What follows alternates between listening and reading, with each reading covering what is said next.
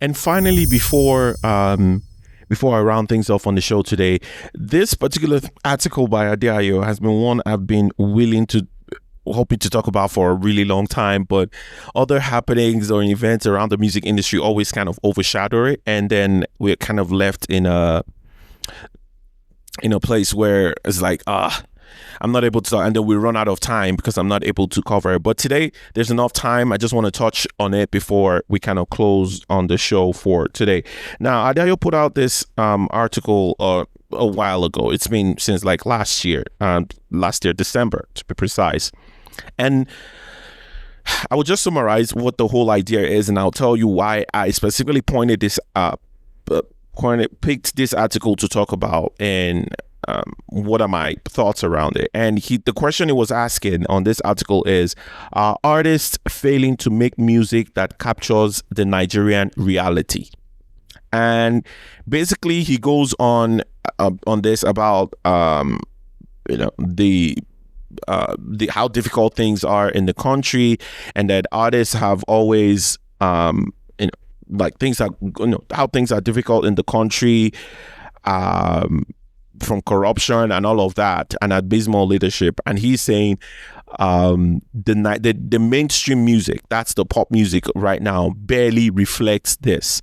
And then he went on to mention a lot of songs from Two-Face, for instance, to Idris Abdul Karim, Jaga Jaga, to Sound Sultan, Motherland. And then he went on just listing Mercies of the Lord by I don't think I remember. Let me hold on. So he went on to by Orisha Femi. Yeah. Oh my gosh. His name just skipped my mind. By Orisha Femi, that Green and Rims. I remember that. And one of the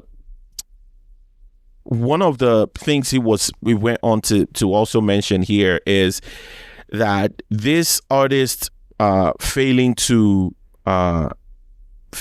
cover or reflect this reality sort of takes away from their credibility, or in a way, right? And he says they'll be missing out on like greatness and all of that if they don't cover it. Let me read this part to you. I think it says the current state of the nation calls for musicians who can share the people's painful reality and document it for posterity. It calls for those willing to embrace greatness by rising beyond their fortune, reflect the time. See, I strongly disagree with. Now, for you who missed that, the whole premise of this, like just to quickly summarize more on it right now, saying things are difficult. Artists have done it in the past where they reflect what is going on, sing about it, and now mainstream artists are not really singing about it. And it goes on to mention the artists and the songs they've done in the past, and says those who are willing to embrace greatness, and they should be able to, they should sing about it and be able to document it. First of all, I think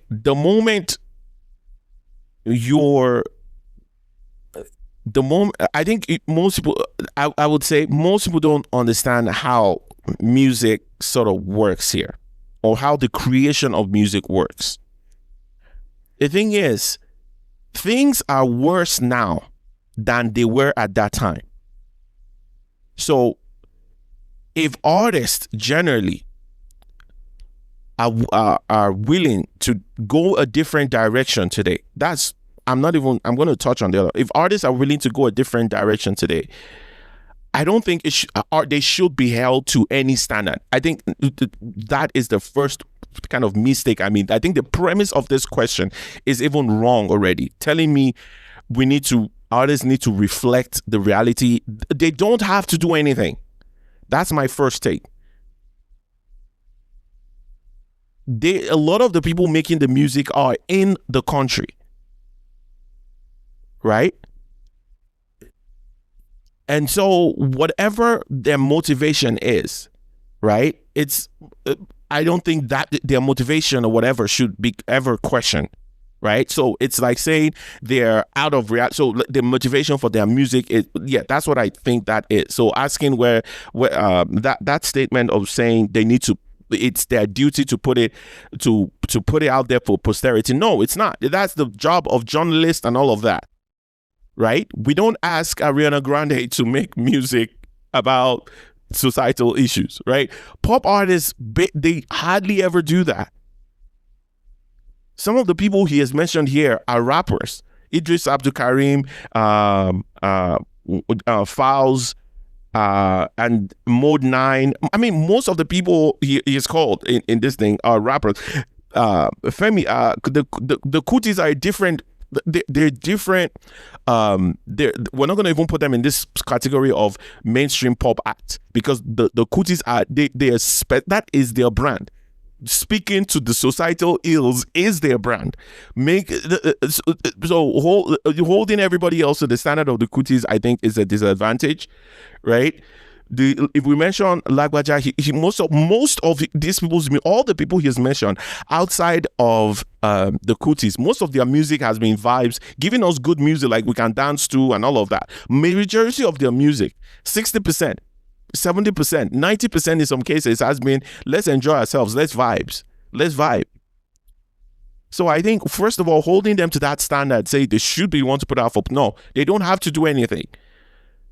Wherever they get their motivation from, they get their motivation from. And sometimes art can be a way to get you out of that place, that difficult circumstance. So sometimes art itself doesn't have to reflect the environment in which is being created. It can reflect the opposite to tell you about that negative, in the sense that it can be all about vibes, like good dancing music. That tells you they're actually in reality, if they're putting out all dancing music and all of that, they understand that people need to get out of that difficult circumstance. How do we do that? It's by giving them dance music or music that can make them actually feel good.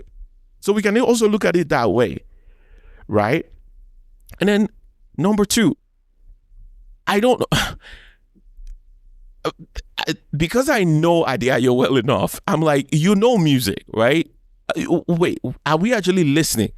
Because I think this article is focused on new age, the new Afro, because he's mentioning Fowles.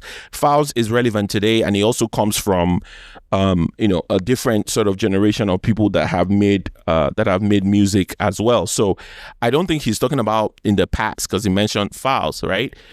I mean, Emma.